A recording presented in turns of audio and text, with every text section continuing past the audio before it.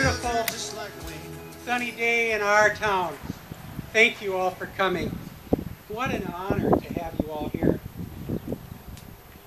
I thought I'd kind of cheat a little by staying out of the sun until it was my turn. But then I got to thinking when I looked out at you all sitting here, I couldn't hear what was being said. And I thought, you know, it's kind of like hearing the eulogies at your own funeral. I kind of wished I would have been out here. So you know, you get so close, and then it's just like 4 days after you die, and then they're saying those things.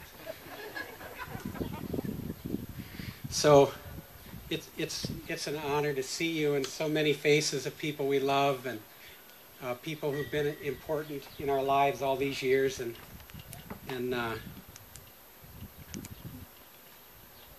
people who've been with us at every step of our lives as a family. Kay and I believe in South Dakota. We have deep, deep roots here. I got to thinking about it. Our grandchildren represent the 7th generation of our family in this state.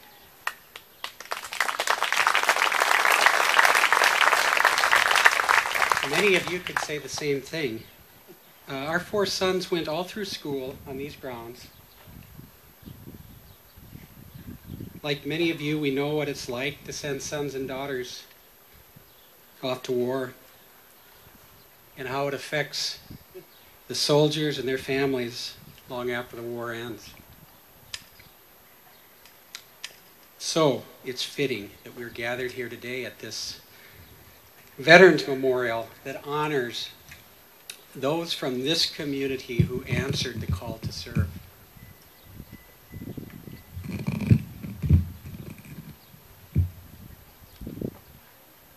Some of whom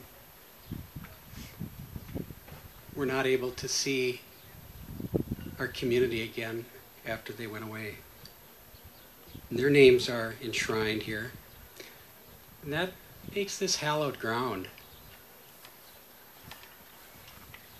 The best way we can thank our veterans is to honor their commitment by doing all we can to ensure what really makes America great.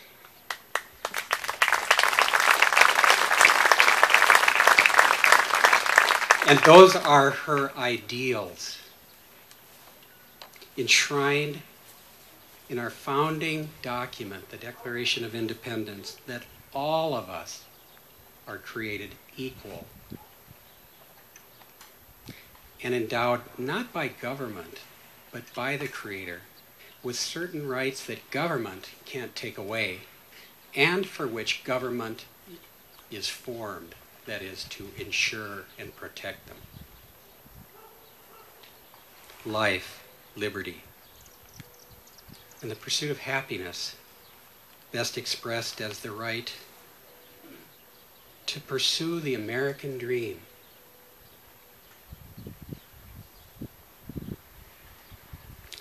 The right of each child to reach as far as her natural abilities and effort will take her, without regard to the circumstances of her birth or her family. You know, a year or two ago, running for Congress was not on our radar.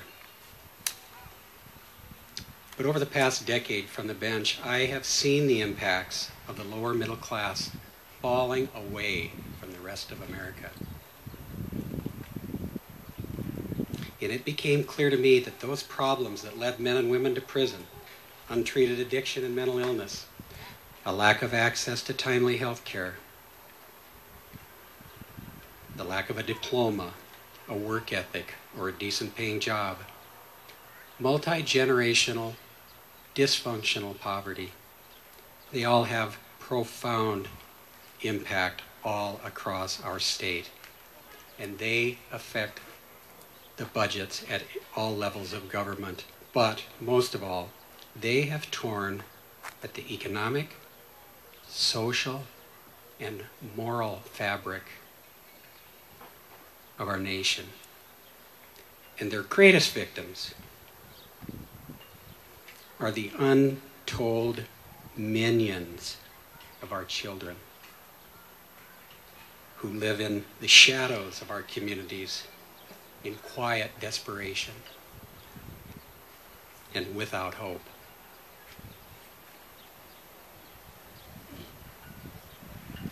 The problems that these all pose call for solutions that lay outside my ability as a judge to solve. So I concluded that I had to try to be a part of solutions outside the judicial system, because I am convinced that nothing less than the American dream is at stake here. And it is this purpose that drives me to seek the Democratic Party's nomination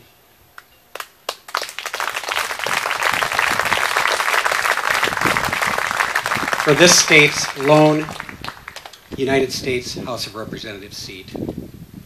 Now, I know that there are many Democrats, Republicans, and independents gathered here today. For many of us, our views don't always align very closely with the national political party. That's okay. It reflects our diversity of thought, and that's part of the richness of the American fabric and the American experiment. In fact, the free exchange of ideas that can be made without casting aspersions on another's character and with tolerance for differences is how ideas grow. And that used to be the hallmark of democracy. And it should become that again.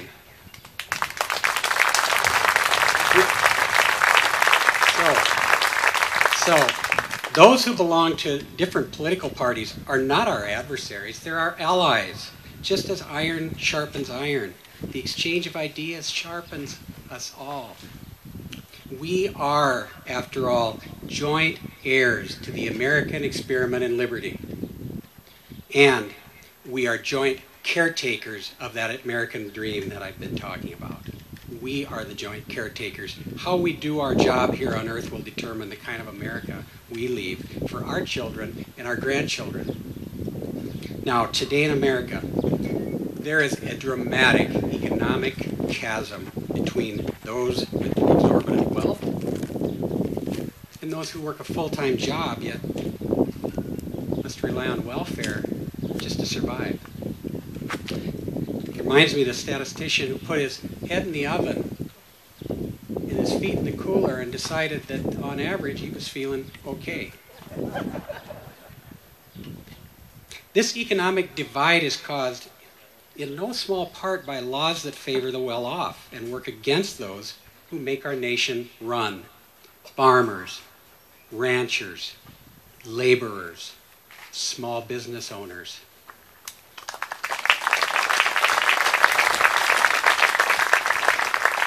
And they're also the ones who do most of the heavy lifting in the communities, a lot of the tax paying, and a lot of the sending of their kids off to wars. And I commend them. Those are the people I want to support in this campaign.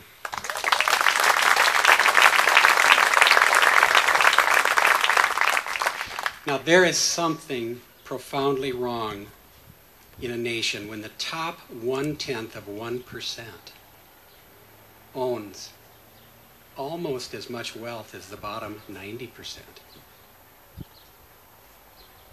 And when a single family owns more wealth than the bottom 130 million Americans. And it's just morally wrong that in the wealthiest nation in the history of the world,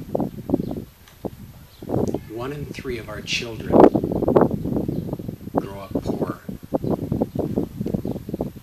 Now, in between these extremes lays a shrinking middle class suffering from stagnant wages, exorbitant health care costs, and struggling to buy a home or pay for college.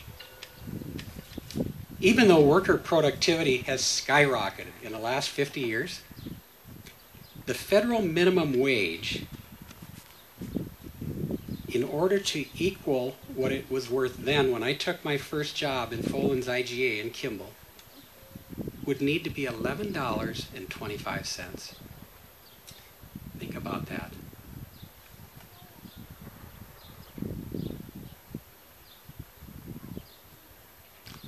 If a mom worked a full-time job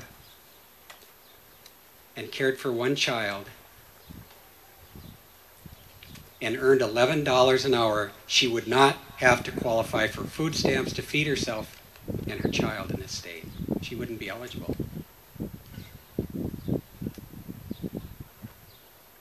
Now, if the people who work a full-time job still require welfare to survive, who are we subsidizing?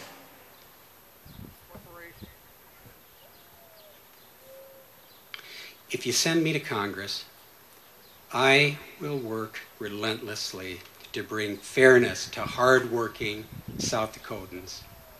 And I will devote my energy to see that this country honors work again and those who do it. Government's role should be to give people a hand up rather than a handout.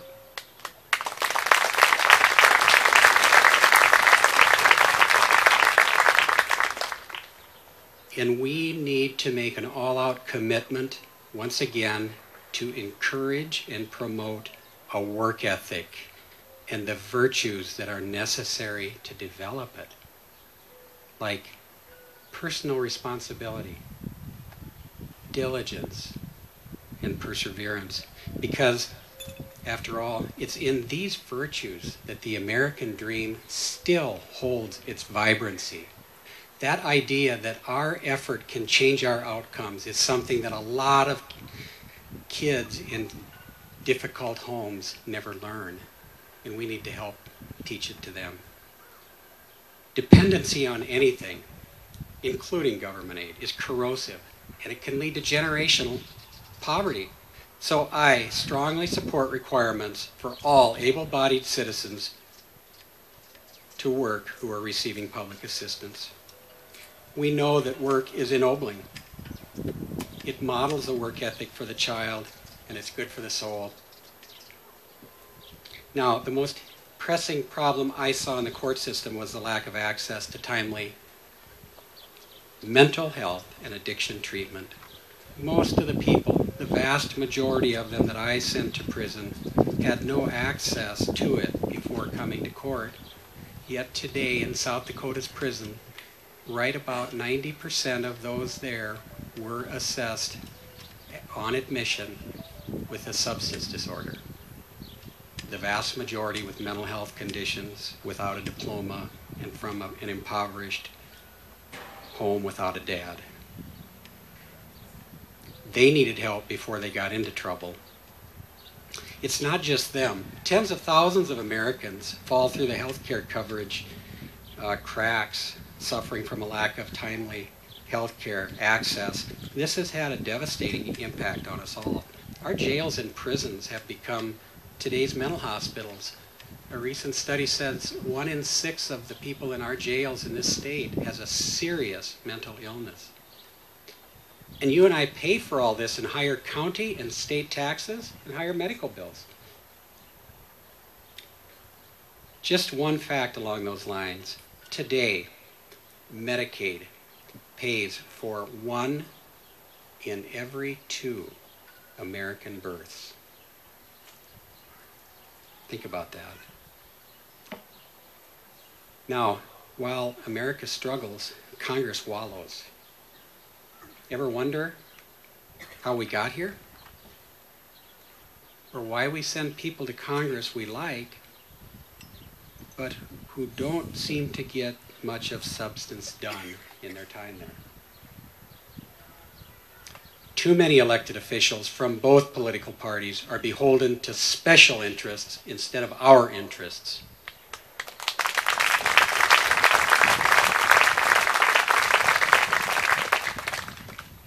We send them to Washington with their promises to drain the swamp, but once there they seem to too easily fall prey to the influence of the national party politics and the corporate money that controls so much of what takes place there.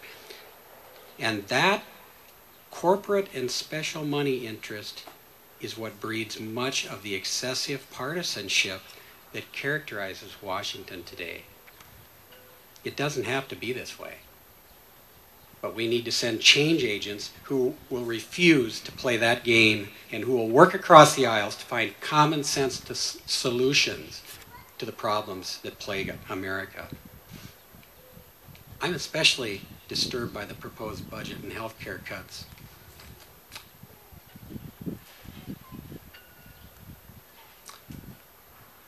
We can argue about whether access to health care is a right. Doesn't matter. It's the right thing to do. It's the right thing morally.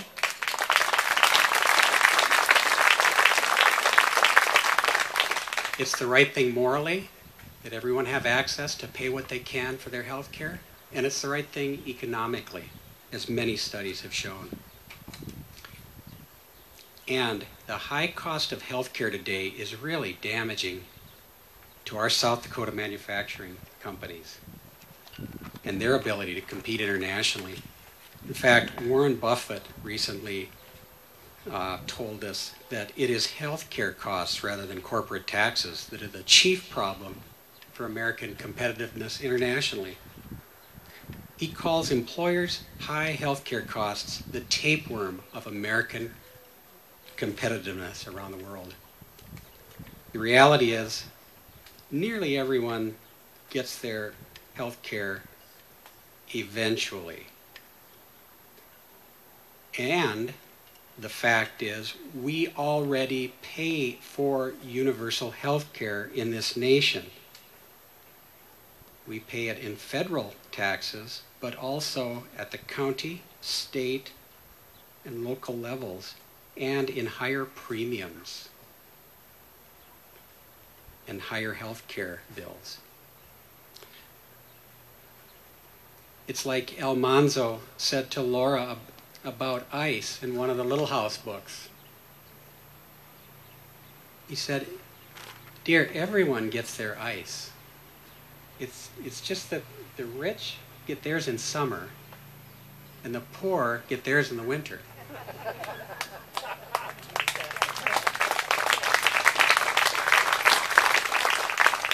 The poor in South Dakota get their health care in our emergency rooms, our jails, and our prisons, often erratically and when it's too late to easily treat, and often far, far more expensive than it needed to be. Now, the plan passed by the House is a moral and economic disaster.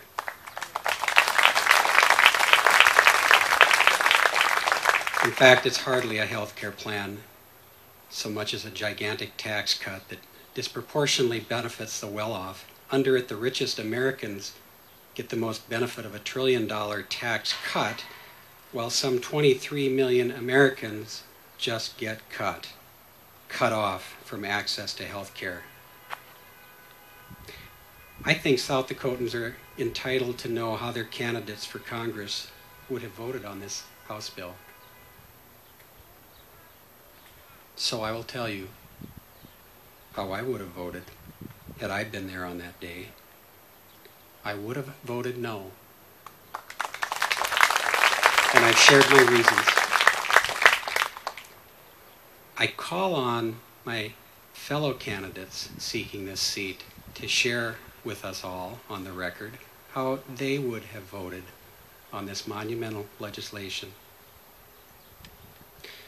The reality is that no party's unilateral effort to address health care, which after all amounts to like 1/6 of our national economy, is likely to stand for long. We need to reach a broader consensus in this country and a common sense plan that reflects who we are as Americans.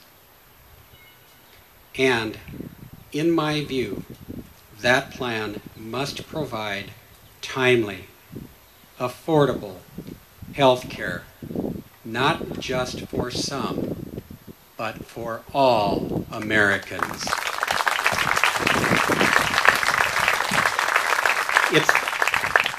It's the right thing to do, and we can do it. We know that because every other developed nation has already done it. And we're stronger and wealthier than all of them. We can do it. Now, the USDA cuts also strike me as troubling. Today in rural America, conditions are worse than in big cities. The things have changed over the last 40 years. We have higher poverty, higher unemployment rates, higher incidence of substandard housing, and poorer water quality. And while opiates rage in some of the eastern and western cities and states, and is a huge problem, which we are going to get in time worse and worse, meth addiction today is ravishing our cities and towns. Despite all this, the administration has proposed cutting $87 million from South Dakota's United States Department of Agriculture budget. They would be devastating cuts to us here in South Dakota. Taken together with the proposed health care cuts, these measures amount to nothing less than an economic war on rural America. And we don't seem to have anyone fighting on our side of the battle.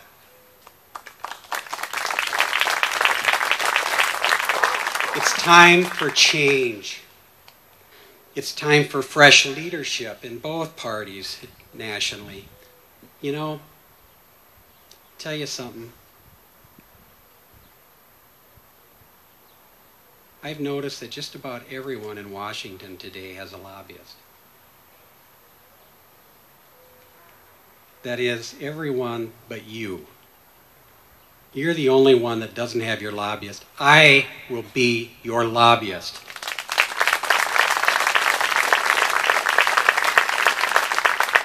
I'll be your advocate. We need workhorses, not show horses in Congress, people with blood and soul, who've lived normal lives in their communities and who aren't political careerists. Here's a sign for you. If a candidate is unable to stake a position on any important issue that bucks the political party line, we're right to question whether that politician is there to serve us South Dakotans or is there to serve their political leadership in Washington.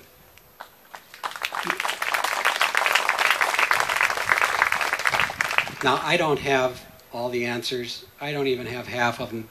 But I will get to the bottom of the problems that impact our families, and I'll work across the aisle to get whatever I can done for us back here. If you think the issues today that confront us are a clash of liberal versus conservative, I think you're missing the point. This is about our moral center. It's about who we are as Americans. You know, I was reminded just the other day how brief our time on earth really is. But how we live here will determine the kind of America and South Dakota we leave behind for our children and grandchildren and those of all the marginalized in our society. This is why I'm running for Congress. The problems we face are solvable. My entire career as a judge was devoted to seeking fair and just solutions to problems in a nonpartisan way. I'm not interested in the Democratic solution to a problem or the Republican solution.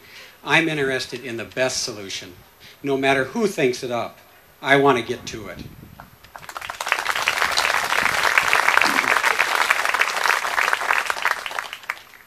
I'm not a politician, and I don't care what your politics are. I only ask you this: are you willing to help make South Dakota the best place in the world to raise a family?